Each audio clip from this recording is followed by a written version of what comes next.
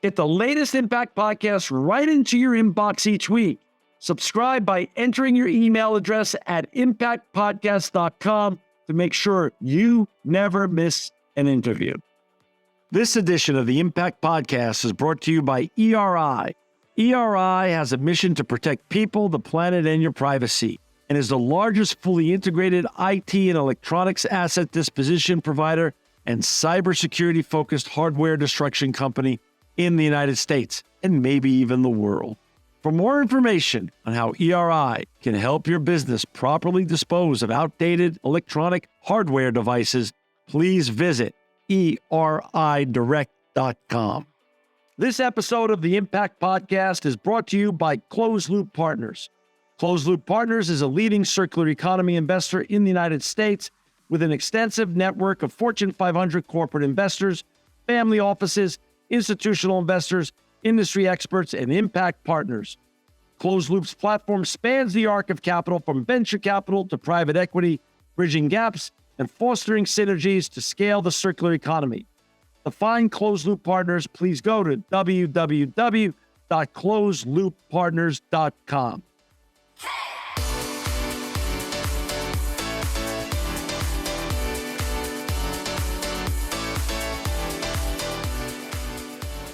Welcome to another edition of the Impact Podcast. I'm John Shigarian, and this is a very, very special edition of the Impact Podcast. We have with us today Aliia Roza. She's a former intelligence officer and now a public speaker. And Aliia, it's just an honor and a joy and a pleasure to have you with us today. Thank you so much, John. I'm really, really excited and I'm very grateful. And thank you for having me. You're one of the most compelling guests that I've ever invited on the show in 20 years. And I just want to share with our audience and listeners a little bit. You are a Russian-born former intelligence officer who's now turned to be an entrepreneur, a media personality with over 1 million followers on Instagram, and also a very compelling public speaker with an important message to give. Your recent podcast, To Die For, has become one of the top podcasts in the world. I've listened to it twice, and I'm probably going to listen to it again. It was so interesting, compelling, and just really, I was blown away by your life. I want to say thank you for just sharing some time with us today, and thank you for making yourself available. Aliia, where do we start? I mean, I think we should start somewhere at the beginning, where you were born and where you grew up. Thank you, John, for this amazing introduction. I honestly so grateful for being here, and thank you for doing a really big impact for people and sharing the knowledges and educate, especially young generation, about a lot of important things in life. Well, starting from the beginning, I was born in USSR, the country which doesn't exist anymore. My father at that time was a very high-ranking officer of the Secret Intelligence Agency. And since I was a little girl, I remember he was training me as a future soldier. So when I turned 18, my path was sort of like already in front of me, and I couldn't really say no, or like, I want to do something else. I did actually. I said like, Dad, I really want to work in fashion. And he's like, what is fashion? You have one shoes, one skirt, that's it. So he brought me to my first department. And after that department, I got enrolled into the a special academy. It's international. It's internal affairs academy in Russia, and I started my education. I didn't know, of course, that I would be enrolled in a special program such as espionage. I didn't even know about that program, but I would say whoever will listen to the podcast To Die For and learn about this special program, what we've been studying and how did we study, like my latest missions, I would say that made me who I am today. And learning that skills really helps me in my life. Like any day, literally any day I use my skills. Aliia, but let's go back. It wasn't just your dad you were an only child, Mhm. and your grandfather was a military hero Yes. in Russia. So, Yeah. you came from a line of military heroes. Your grandpa, your dad, and so you were sort of the only child, and maybe really your dad's hope of continuing that military greatness. So you sort of almost got treated like his favorite son. Well, he did expect sun, but here I am. but was that not so? Really, this was what he groomed you for, based on your family legacy and history. This was sort of the only path that you were given, or the right path by your family. Yes. Fortunately or unfortunately, that was the only one path. And, like sometimes, and I think like people will relate to that, we want to make our parents to be proud of us. Of And course. whatever our parents say, we want to be like the best in that. And usually we want to follow their profession. So when my dad started to teach me from like very early age, I remember I was like 5, and he already would give me a lot of exercises, and he would constantly every single day train my brain, like program it for a success. So for example, I was not allowed to cry. For example, I was not allowed to be emotional. um, I know, but it's sort of like the way the Russian army is. So you have to be strong, cold-blooded, really focus on your mission, and that's the most important. So um, I thought like this is the right way, and I obviously love my dad, and I wanted to make him proud, and I wanted to be a hero of that country as my grandpa. So And he was giving you what he knew. His version of love was he was teaching you and preparing you for how he was probably treated by your grandpa, and he was giving you that same education from a very young age to prepare you for your future military career. absolutely. Yeah. That's the only one way he saw for me. And as yes, I of course he loves me, and every parent loves their child. But sometimes because of the situation in life, um, in that period of time, I think he thought this is would be the best way for me. Because of course, if you're coming back many like 20 years ago, that time Putin just became a president after a revolution, which was terrible. I remember people lived on like in poverty. There were no food in the shops. People were starving to death, and it was really difficult time in Russia after the Soviet Union fall apart. So the only one way out was to work in the government and have a higher position as you could. And either you would become sort of like a government person, either you would go to the criminal gang. So there were like two paths. That's Wow. it. Wow. So when you entered the military for military school or training, how old were you? I was 18 years old. So you were unbelievably you're a very young woman.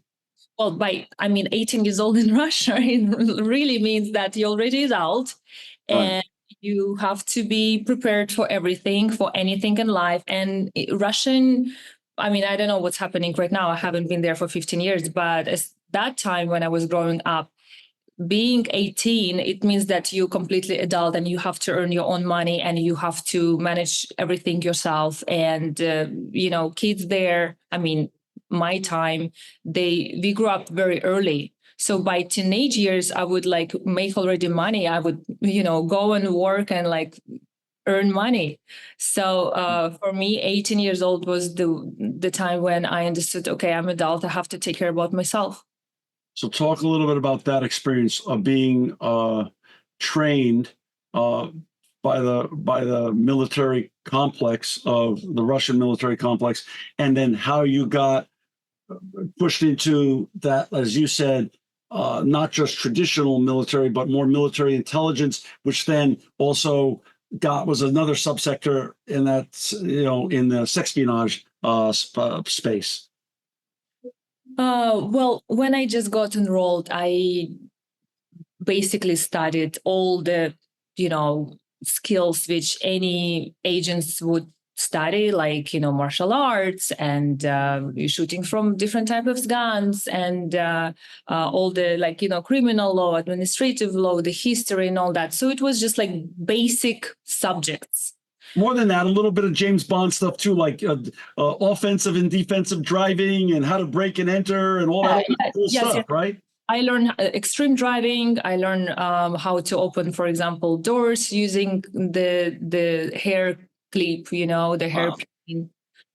We would learn all the, like devices, how to put bags, where to put bags, how to, put bags maybe like in a telephone in the car, like under the table in the office space or wherever, like how to make it like work in the right way. So my colleagues would hear it and maybe record something. Like we would have like these small little buttons which you could put in your jacket and it would be the video camera. And that, of course, like 20 years ago, it was like really, wow. It was like super. Wow. Yeah. How to hide like special secret information, where to hide it. So I would hide it, like we would learn how to hide it in underneath your shoes or like underneath the bottom of the bag, maybe like, in some other ways. So a lot of different small things, but I would call it just basic general subjects. Right. Understood. Okay. But then it's getting interesting. Because when I got enrolled into this special program, there were about 350 students, as much as like I could calculate and remember classes and everything. And only four girls, including me, so we're all five total, were chosen for this special program, which they wouldn't call it sexpionage. It's like that's what we call it. But it was just like a special program, which is additional subjects. They would tell us this is for special missions in the future, and you will learn psychology. So, and I was like, wow, cool. Like, I like psychology. It's very interesting. Why not? I mean, like, we couldn't really say no, but like, that's interesting, right? Like, I mean, like, instead of just going and peeling potatoes or doing like physical activities and running like for a few kilometers, I would instead sitting and learning about psychology of people. That's cool. Right. Especially like they said, like, oh, in the beginning, we would learn how to scan people, how to read people intentions, how to understand who's lying, who's not, how to understand body language of anyone, especially criminals, because they have absolutely different, the way they present themselves. So you can really, even now, I can really understand who's having shady intentions, shady thoughts in their head when I look at the crowd. Wow. So you can understand who is like a drug addict, who is a drug dealer, who is like a robber, who is doing what, who has like this maybe criminal past or something. So it was interesting in the beginning, of course. But then it was getting more interesting because then we were studying seduction techniques. And it's not about just like sexual techniques, studied that, but seduction, I would say 80% is about art of communication with with your target, how to make him to like you or her, how to adapt yourself to this person, how to find weak spots so you can where to push and press whenever it's needed, whenever it's like it will be the convenient time, and how to make this person to believe you and trust you completely, because everything based on the trust. If your target, which could be informer, trust you, he will do everything for you. And if your target would fall in love with you, then this man or woman, right, can do wherever it takes, which is also incredible. And also how to find the benefit for this person and kind of like align this potential future, the best future for your target. So the target would believe in and look at this carrot which you just place in front of him and go into direction where showing him in a very subtle way. And it's important because no one likes manipulation when it's direct. Right.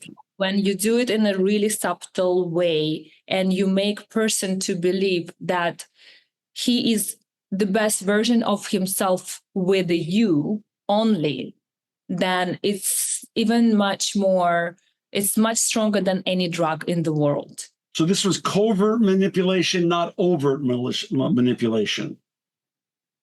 Well, yes, I think it's still manipulation, but Right, right. Yes. Now, when you were thinking about the 350 people that were chosen, and was it a friendly group? Were you friendly among each other, or you really weren't friendly among each other? No, first of all, we were not allowed to be friends. Oh, wow. Like friends. Right. Of course, we were like talking and chatting, and some Yes. would like hang out and all that, but we were not allowed to have like really strong emotional connection. And it's very important because when you emotionally, and that's what they taught me in the beginning, and unfortunately I'm here now and I'm struggling very much so to build emotional bond with someone, even though I'm a mother and I love my son very much, but I still have this, like when I will do everything for my son, of course, but I cannot attach myself to anyone. Like I have a lot of friends and a lot of like admirers and all that, but yet I am like, I just cannot do that. Like I cannot attach myself to someone. Like like people say like, oh, I cannot live without you. Like I can live without anyone. Like I'm okay. I know I'm strong. I'll survive wherever. Like I'm okay. And that's what they teach. So you cannot have, like if I would work there, I wouldn't be able and I wouldn't be allowed to have family, because family members, this is your weak spot. And if somebody needs something from you, they can kidnap your kids. And you'll do everything to save your kids, of course, or your beloved one, or and this is your weakness. So you cannot have any attachments in your life. So that's why friendship, love, and all these amazing things which human beings have, unfortunately, I didn't. You were being trained in disassociative behavior. Right. But when you were assessing the group of 350 yourself, although you couldn't become friends with them and attach, was the 350 chosen because you were just the brightest among the general pool of people who entered the military the year that you entered? Is it because of the sheer brain power that all 350 of you have? And when you look back, is that a fair statement? You were chosen for brains? It is, but in addition, I would say there are special parameters. How did they choose us? And like there were sort of different examinations. So it's not just like your intelligent skills and IQ level and all that, but it's also ability to react quick in stressful situations. So there were like certain tests, like psychological tests, and according to what we would reply, they would make like estimation. Of course, your physical abilities, how quick, like how fast can you run? Like if you need to like save the document or like information, you need to be able to escape fast. You have to be like able to fight back. You have to be like physically really strong. And as I said, my father started my trainings from like 5 years old. So I was a very strong kid. Like so no shock that you were picked here, because you were really trained for this moment in time since you were 5 years old by your dad. This is sort of the natural progression that you rose above everybody else and were seen by the leadership to be picked for this group because this is what you were really trained for. Yes, and I think, if my father wouldn't train me, I don't think I would pass that. Right. Interesting. Yeah, and of course, also important thing which in this profession has to be very, it's one of the important parameters is your physical appearance. So they only could choose ladies, women who are younger than 28 years old, so not like after 30s. They had to be single. They have to have at least 5.6 height, They had to have like no more than like, I don't know how many in pound. Okay, so it's about like 100 pounds, no more. So you have to be like, yeah, tall, basically it's fit, skinny. It's almost like choosing the model, but who is Right. smart. So And for the 5 women candidates, you were the elite of brains and beauty for those 5 women candidates. well, I wouldn't say though, like they were all these girls, they were really beautiful and very smart. And, I kind of like, they were really amazing agents. And another also parameter, which is very important to mention, is your love to the country, the patriotic Okay. spirit. So there were like certain tests where they would ask, like, what would you do in this situation? Like, would you betray your country? Wow. You would be tortured by American enemies. What would you do? Would you give information? So we've been like sort of programmed that if something like this happened and you have an important information, you would be able to kill yourself as well. Wow. So like terminate yourself. So And this was part of your DNA. Wasn't there at that point when you were a young woman, wasn't there a monument of your grandpa's greatness, a monument of your grandpa? Yeah, this is, I mean, even my son went there. My dad brought my son even there. And then my son in England, when we lived there, he like stood up in the class and he said like, my grandfather was a national hero, and he fought Nazis during Second War and all that. So even he has this pride. Of course, it's a big heritage for our family, and certainly did affect me a lot. But you know what? I would say it's not, I understood later on, it was not patriotic feeling to the country as to people. So I mentioned that, but it's love to people because I look to people as my children, if it does make sense. Because I feel that I sort of had that life with that sort of like secret advanced skills, which nobody really knows and they don't really have opportunity to learn. And I have that, and I understand a lot of things in life and what's happening really. So I feel like this is my responsibility to take care about those people who don't have that opportunity to take care about themselves. And I feel that I'm responsible for the future. It's like you, as a parent, you're responsible for the future of your kids. That's why you educate them. That's why you teach them and all that. So I feel the same way towards civilians. Sorry to say, but like I still feel that. I just don't know how to explain this feeling. How long was that training for? Well, because of that very dangerous mission, I left earlier, but usually it would be 3-4 years, depends from your position. But how does it work? You study 6 months, then you go to do practice. So they usually send you to different missions and they have to estimate like, are you okay to go to the next level? So basically this education never stops because it's always updates with the new gadget.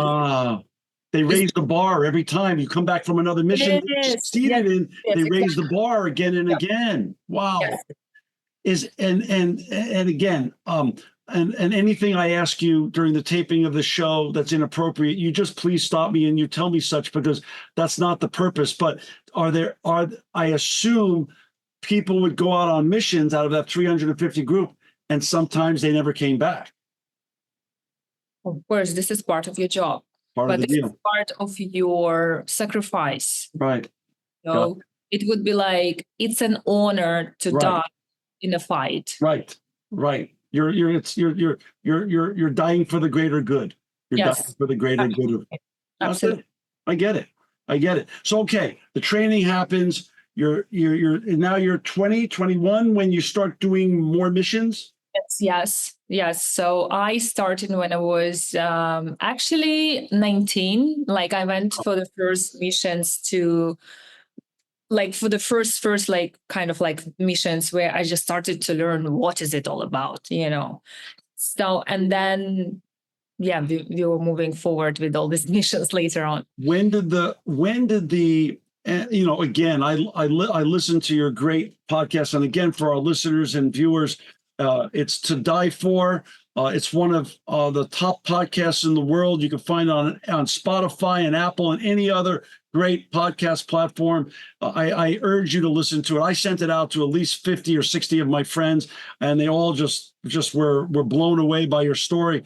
And to find Aliia, you could go to todieforspy.com, todieforspy.com. This will all be in the show notes, and all of Aliia's other social media platforms such as Instagram will also be in the show notes. So we'll make it very easy to access all of this information. When did the trauma and the abuse, both sexual and otherwise, start happening during this process?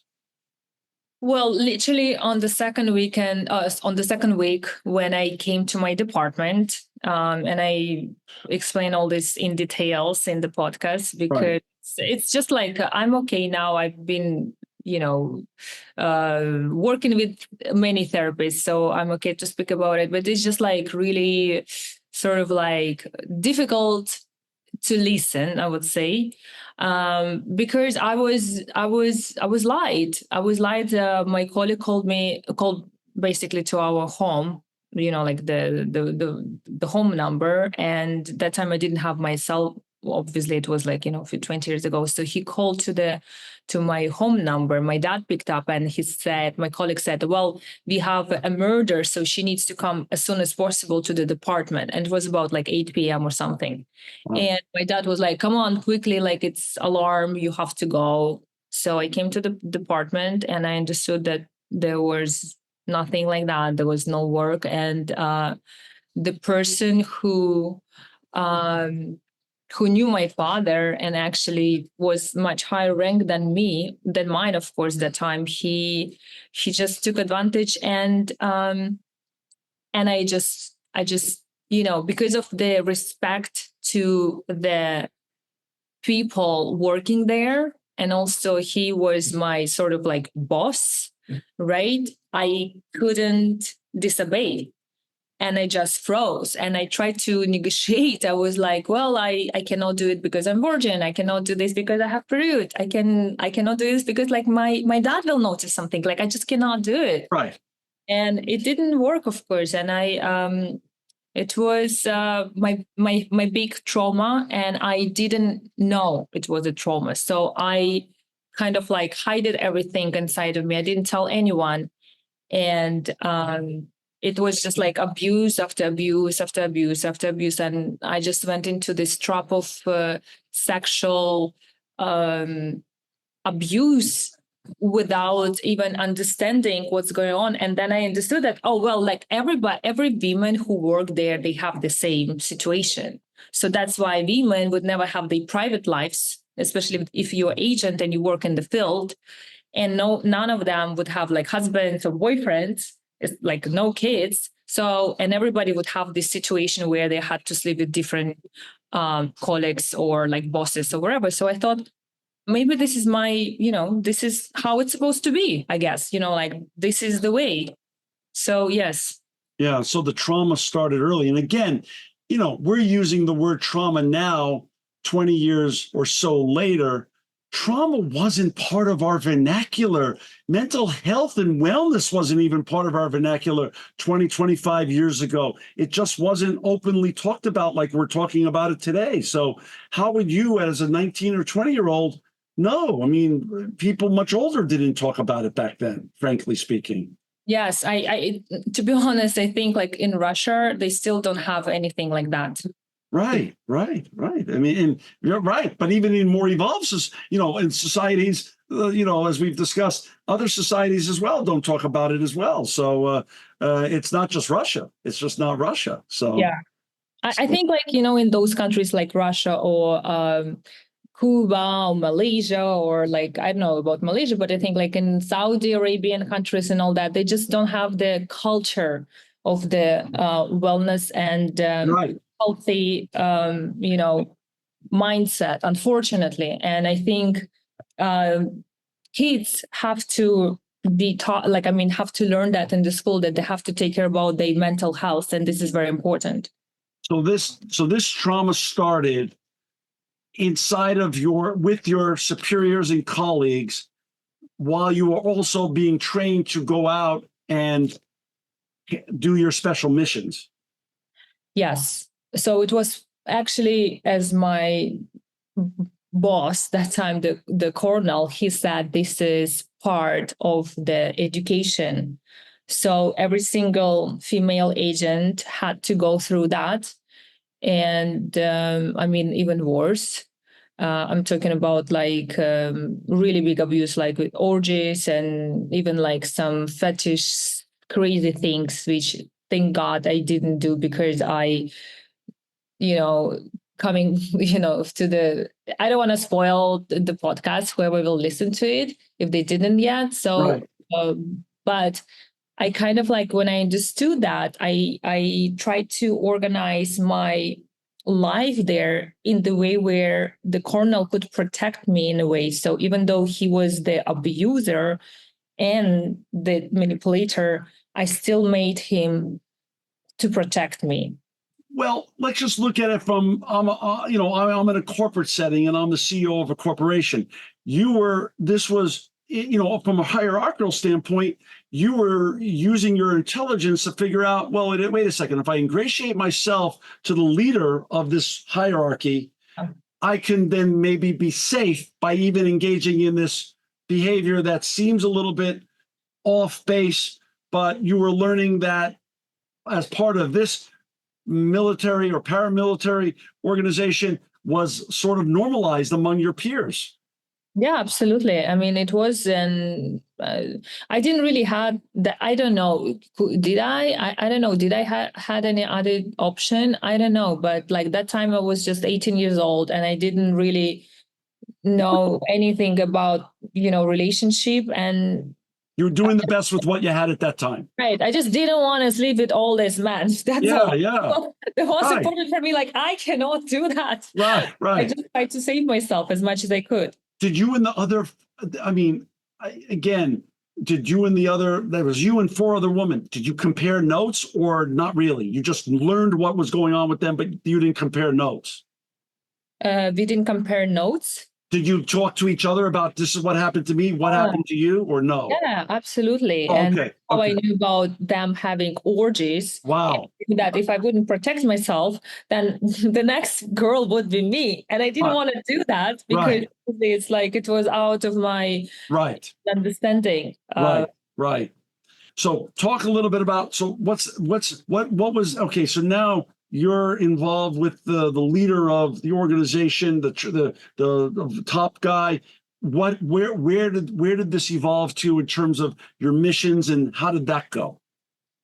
Well, at the beginning, he really did protect me from all this crazy stuff there, and he even like went further. But you see, the point is that those techniques, and I don't know, John, it's just like every single time I communicate with people, female or male, and in a normal life, and it's just like coming out from me in a very automatic way. But I would say we do like people because we look at someone and we feel like good about someone, or like we like the way this person presents himself.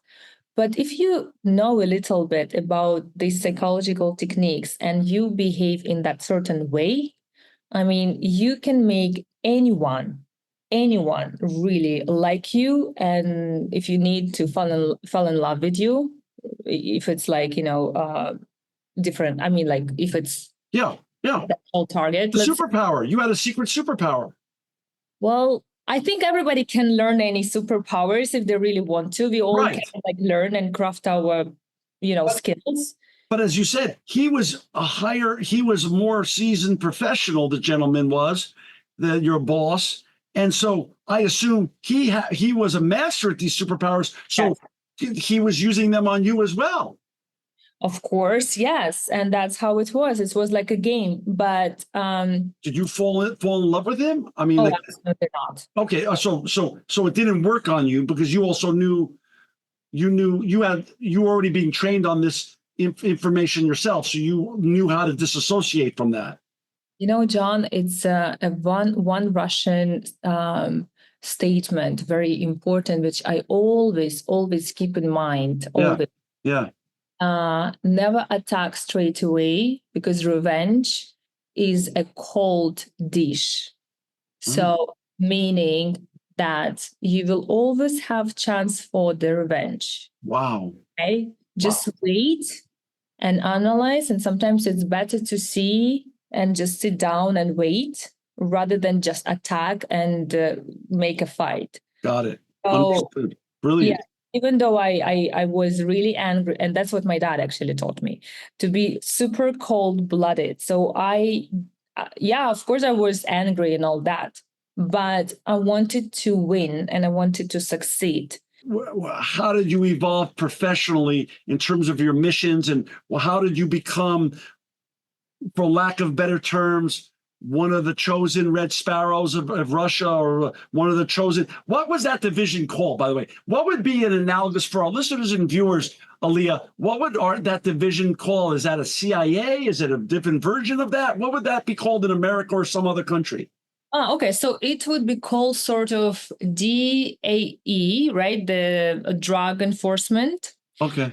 That's the department I used to work, but it was under the FSB, which is previously known as KGB. Okay. And that department particular was fighting against human and drug trafficking. So that's what your whole division was. It was human and drug trafficking that you were being put in charge of helping regulate. Yeah, so mostly of my missions been under that department, and most of my time I spent there. Yes. Understood. So talk a little bit about your missions. What did your missions look like, and what was the purpose of your missions, and how did you keep moving up the ladder there? Okay, I mean, I didn't really keep moving the ladder, but like when I was 18, I was I just romanticized the profession, because I felt that I will help these people, especially, after, as I said, after perestroika, the USSR fall, there were so many homeless kids, like small kids just starving to death on the streets. And it was terrible to see. So that affected me so much. So I wanted to do impact. And working there, you don't really make a lot of money. It's just like it was very standard salary. Like if I would translate that Russian rubles to US dollars, I would have $100 a month working 6 days a week. Wow. So that's how, of course it was 20 years ago, but still, I don't know how much money they make right now, but I think not more than $1,000 a month for sure. But you see, the point is that you don't do it because of money. And money, it's not your driven tool. You're doing this for much bigger impact, which you can do to the world. And that's what I wanted to do for people. And when you go to the mission with this purpose to help someone, because you are stronger, because you're more advanced in a way, because of the superpowers you have, because the government invested in your superpowers, in your skills, and you have the team, the army, let's say, who is going with you, you feel like a real superhero. Like I felt like a superhero that time. I felt like I have a gun, I have a team, I have this, intelligent organization behind me. So I was, I felt like I can change the world, like really. And when I saw all these bad guys, that time I didn't understand that, these bad guys, they're much more stronger, much clever, much powerful, much experienced.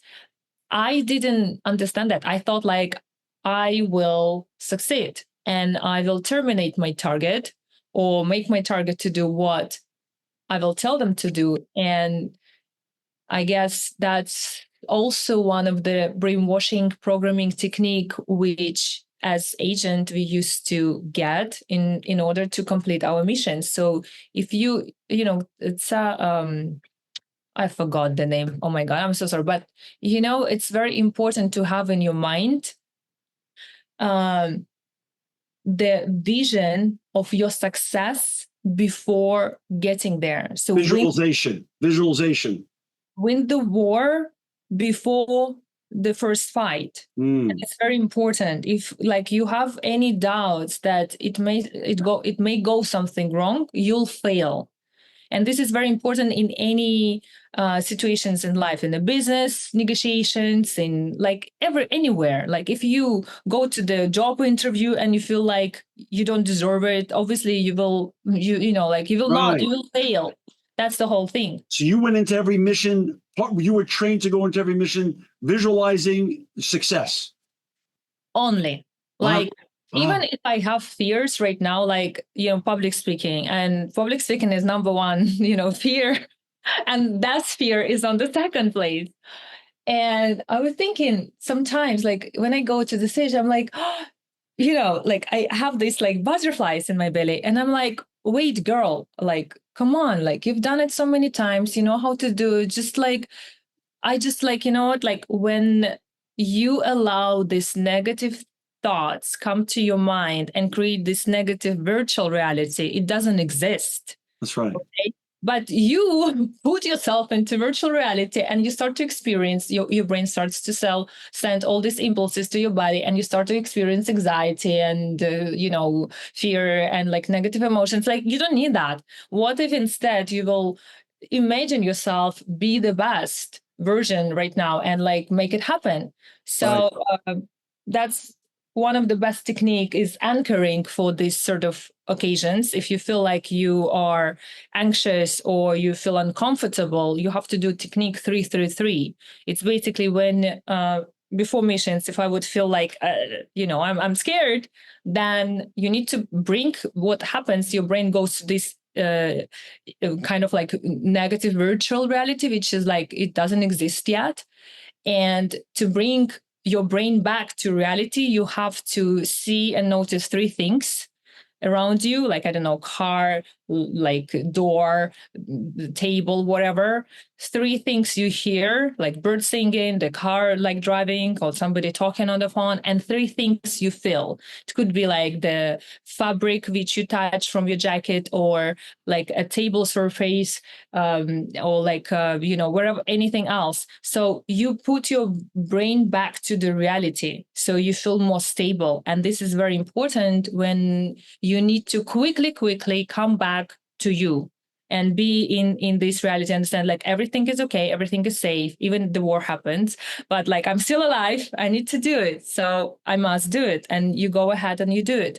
These are real science-backed techniques. My therapist has taught me these same techniques, and I think these are very universal, but most people don't learn them unless they work with a professional. So I think that's fascinating. It's fascinating. As I said, like the KGB program, it's all based on psychology. Right. Psychology and anchoring. The second technique, which is also like very powerful, and I always give to my students, especially when they're like anxious about meeting new people or like going and get the job, for example. So you must remember yourself in the situation where you were the winner, where you remember yourself like being the best. Like, for example, John, when was your perfect day when you felt yourself like the best version of yourself? Maybe you said a big deal or something. Do you remember that moment? Sure. Can you close your eyes, please? Okay, sure. Remember that moment. Mm-hmm. Remember, what feeling did you have? Very good feeling, a very positive feeling about myself. Amazing. So now you should tell your brain one word, choose one word and tell it to your brain. It can be. And at the same time, please pinch your finger or like anything, like find any spot on your body which you touch. I'm doing it. Okay, perfect. Open your eyes and remember this. And every time you will go to, I don't know, any of your future missions, you pinch yourself at the same spot, like at the same finger, and you tell your brain the same word. You can say it loud or like, Right. tells your brain. And instantly our brain will remember. So this is an anchor which you placed. Wow. And instantly our brain will remember that. So, that memories from like where you felt the best version of yourself, and it will recreate that condition, and you will feel much more stable because you're like, well, wait a minute, if I did that time, great, so I can do it again because I've done it. Do you remember? We did it already, John, so we're good. So Right. do it Right. again. Right. How our brain works. Wow. So you would go out on these missions and you would be given a target. The target could be a male or a female Yes. because your skill set works with either. It's sexually agnostic, let's just say. And everybody would be like, oh my God, did you sleep with women too? That's not the important part of this discussion. But so wait a second. So how did you, just a little bit of survival skills when you're forced to do things you don't want to do by the gentleman who was running your division, who was taking advantage of you?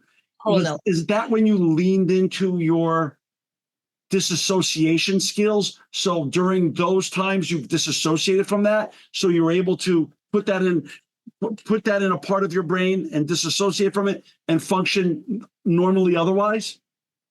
The first important rule for any agents that they need to learn is to be able to live double life. This is very important. So dissociating yourself, your body from your emotions, it's number one. And again, like they would say, no emotions, no emotions. Emotions always destroy every single mission. No emotions, always cold-blooded. Got it. Second, be able to live double life, which meaning that you can be whoever you want. It's like acting, basically. Right. The funny thing, when I did some acting classes just for fun, the coaches would say, oh my God, you're such a good actress. How long did you do it? I'm like, I had the best school, the KGB program.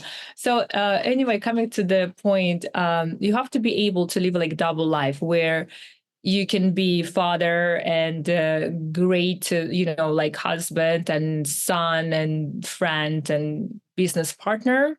And at the same time, you have your dark shadow where in the night you go with the gun somewhere who doesn't and you save the world. It's like Batman. I like it. You're James Bond, Batman. Is Hollywood, before we get into your life chasing the targets, is so much of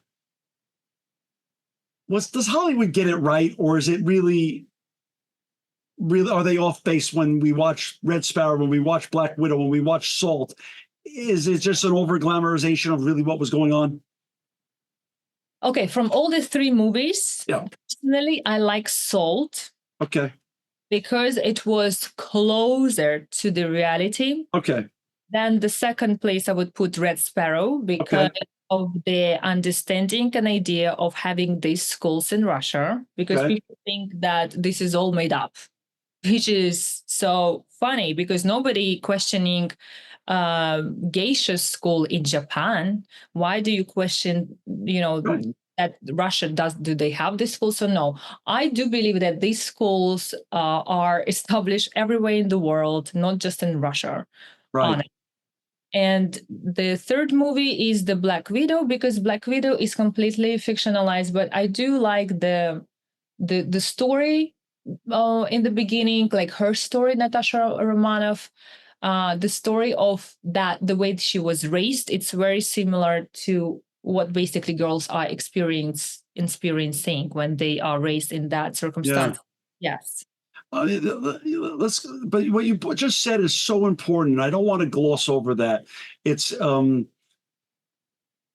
really unfair for the media to impress upon us here in this country, or media in any country, that to demonize Russia because that's what's been highlighted in in Hollywood with the Red Sparrow and other things.